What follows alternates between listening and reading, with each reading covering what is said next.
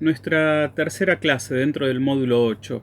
Nos vamos a referir a dos cuestiones. Primero, la fractura ideológica que tiene Sudamérica. Siempre, como les dije en un comienzo, centralizándonos en Sudamérica, no toda América Latina. La siguiente el siguiente ítem de esta clase va a referir a la antipolítica y la corrupción.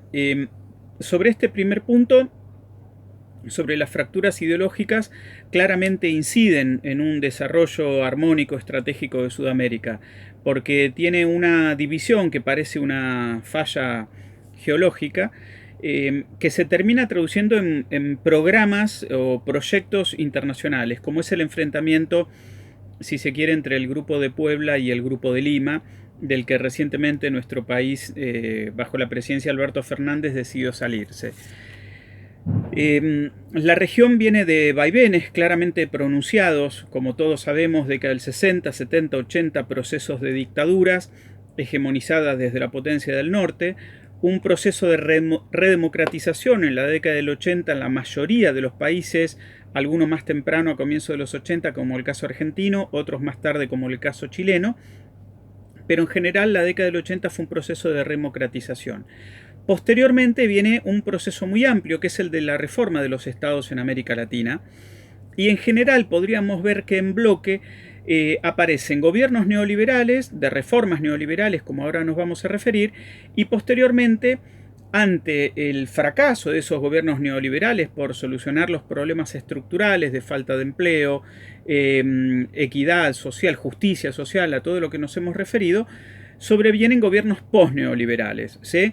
Que empiezan a mirar más la patria grande, que empiezan a generar procesos de integración amplios, como ya nos hemos referido en el caso del Consejo de Defensa Sudamericano.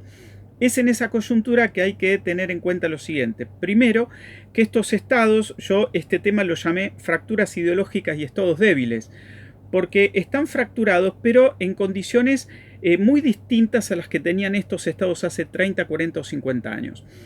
Las reformas de las décadas del 90 fueron muy fuertes para la región, más si se tiene en cuenta que este marco que yo acabo de dar de gobiernos neoliberales y gobiernos post-neoliberales a ciencia cierta no se dio en toda la región sudamericana.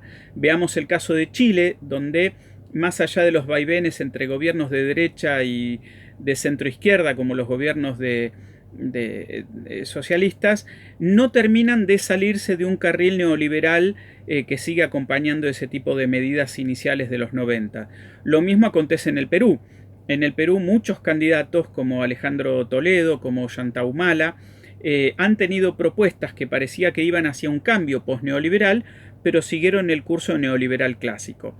Lo mismo pasa en el Paraguay, que tuvo una brevísima interrupción progresista, pero hay prácticamente una dictadura de partido desde el fin del estronismo en el 89 hasta la actualidad.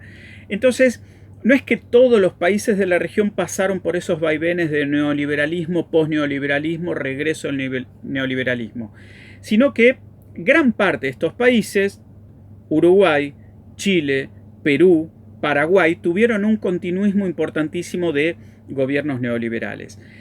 ¿Esto por qué los debilita? Porque profundizaron los procesos de reforma de los estados que se dieron en la década del 90, donde por lo general había, fíjense ustedes, privatización de sectores estratégicos, desregulaciones, abandono de la senda de la industrialización, aceptación de los marcos referenciales mercantilistas que venían de los países del norte, pérdida de la soberanía, ruptura del pacto social. Tengan en cuenta que ninguna región del mundo implementó reformas neoliberales tan tempranas y rápidas. Esto incide en que la planificación y la coordinación de políticas sean muy difíciles en términos estratégicos.